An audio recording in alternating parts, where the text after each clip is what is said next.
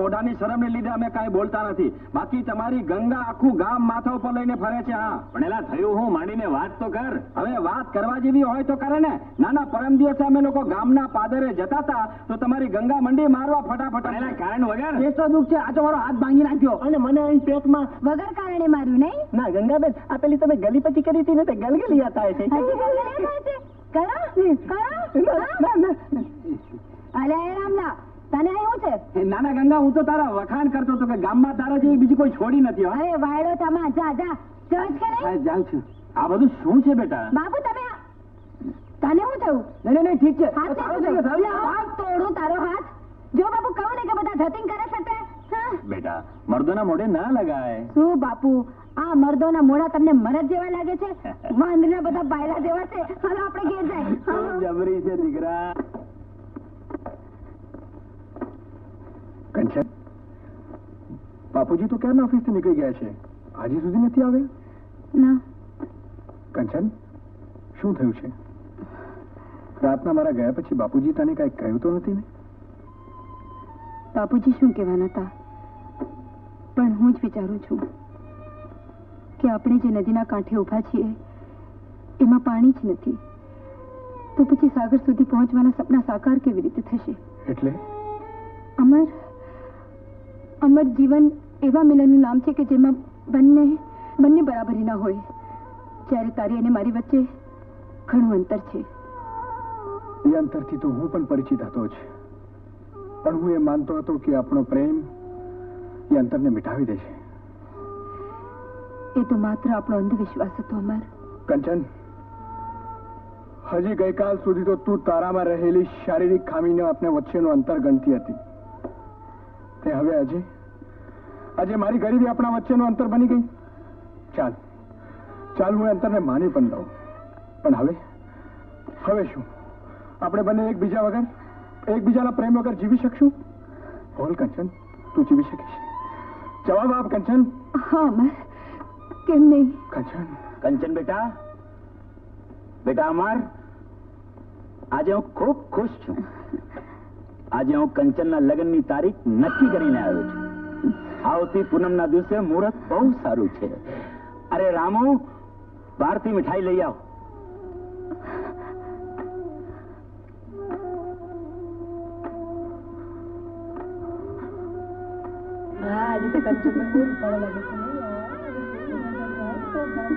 અરે વરરાજા તો બહુ જ ઉપાયા લાગે. હેતી જોયા? અરે કંચન ને જોઈને તો વરરાજા પણ ફોટા પડી જશે.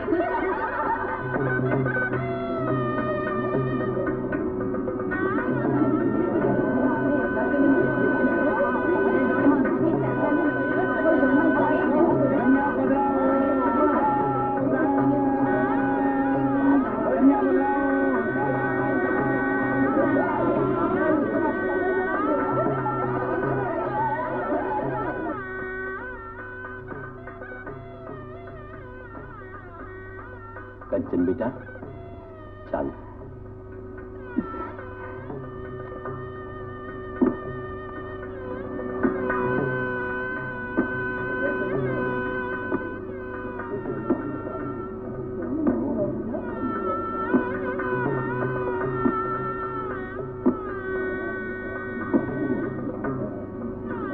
મહેશભાઈ, આ શું બાપુ? કન્યા અપંગ છે? ચૂપ રે. એક પગે જ લંગડી છે, બાકી માલ ઘણો છે. ચૂપ રે. બાપુજી, આ લગ્ન નહીં થાય. તમે મને પહેલા જ કેમ ન કહ્યું કે કન્યા અપંગ છે? ચૂપ રે. હું માધવરાયને વચન આપી ચૂક્યો છું, તારે આ લગ્ન કરવા જ પડશે. તમે મારી જિંદગી આ લંગડી સાથે જોડવા માંગો છો? હું એ કદાપી નહીં થવા દઉં. મને આ લગ્ન મંજૂર નથી.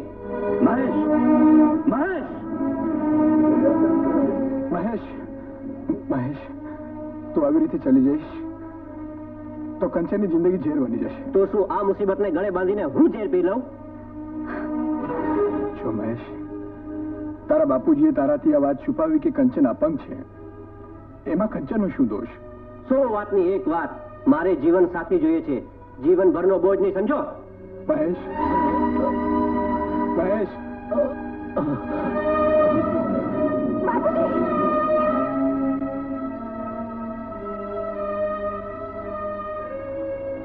ડોક્ટર, એમની હાલત ખૂબ જ ગંભીર છે. પક્ષાઘાતનો ભયંકર હુમલો થયો છે. મને તો ડર છે કે કદાચ એ બોલી ચાલી પણ ન શકે. ખૂબ જ સાવચેતીપૂર્વક એમની સંભાળ રાખવી પડશે. અમર, મને લાગે છે કે ઘરમાં એમની સંભાળ રાખવી ખૂબ જ મુશ્કેલ બનશે. કોઈ સારી હોસ્પિટલમાં ખસેડીએ તો સારું. અમર, ડોક્ટર, હોસ્પિટલમાં દાખલ કરવાની જરૂર નથી. જ્યાં સુધી એમની તબિયત સારી ન થાય ત્યાં સુધી હું અહીં રહી એમની સારવાર કરીશ. ઠીક છે, જેવી તમારી મરજી. ચાલો હું તમને દવાઓ લખું. હે માં, નાનપણથી જ તે મારી માં છીનવી લીધી. એ દુઃખ તો મેં સહન કરી લીધું, પણ બાપુજીને કઈ થઈ ગયું તો એ દુઃખ હું નહીં ખમી શકું માં, નહીં ખમી શકું. નહીં.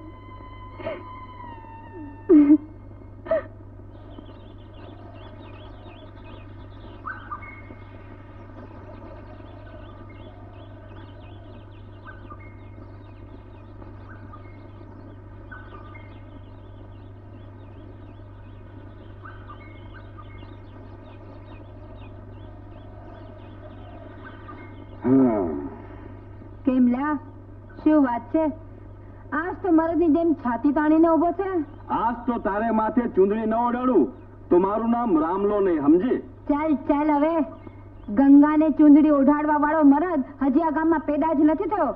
એમ તો આજ તારી મર્દાનગીનું પારખું થઈ જાય, સમજી? અરે તમારી માના પેટનું ધાવણ ધાવ્યું હોય ને તો એક એક કરીને આવી જાઓ. કોઈને જીવ તો જાવા દઉં ને તો મારી માના પેટની નહીં. એમ વાત છે, તું લેતી જાઓ. પકડી લેવાને.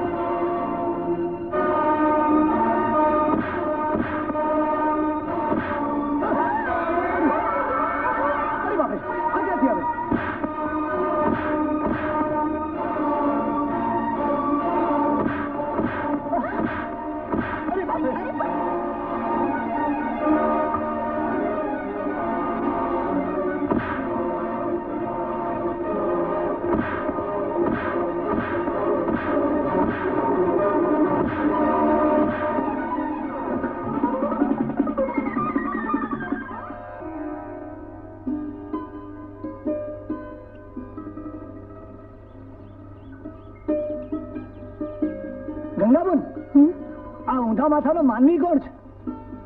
હે, તમે આમ ચૂપ કેમ થઈ ગયા? કાંઈક બોલો ને. અરે બોલો તો ખરા.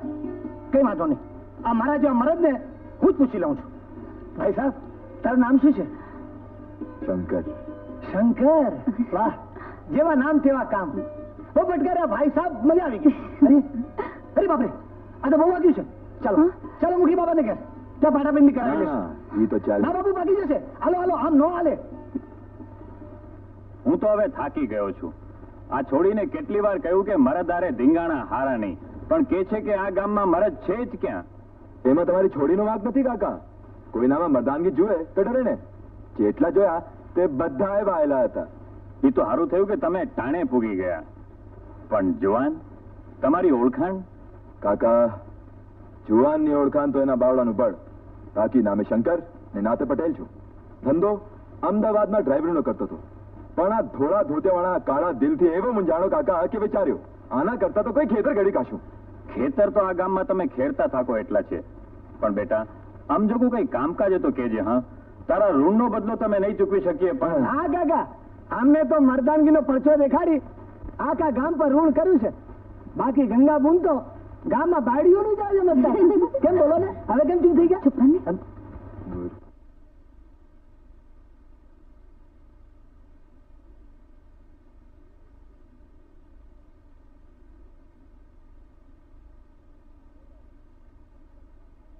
માધવરાય, ભાઈ તમારા સાજા થવામાં અમરનો ફાળો ખૂબ જ અગત્યનો છે. એણે બિચારાએ રાત દિવસ જોયા વગર તમારી સેવા કરી છે. ચાલો ત્યારે આવજો. અને જુઓ, દવા બરાબર લેતા રહેજો. Good morning doctor. Good morning. Doctor, આજે બાપુજીની તબિયત કેમ છે? આજે ઘણું સારું છે, પણ અમર, મને લાગે છે કે હરવા ફરવામાં હજી ઘણો સમય લાગશે. જી, થેન્ક યુ.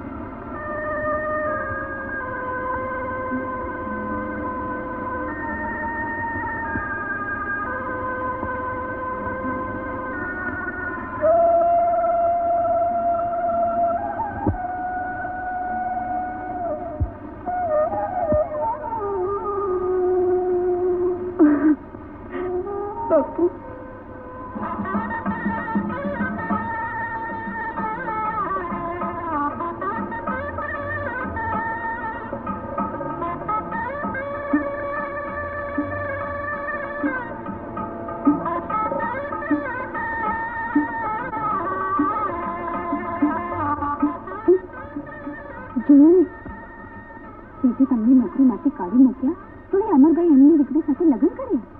અરે બેવકૂફ, આ લગ્નની વેદી નથી, આ તો સજ્જનસિંહના વેરની આગ છે.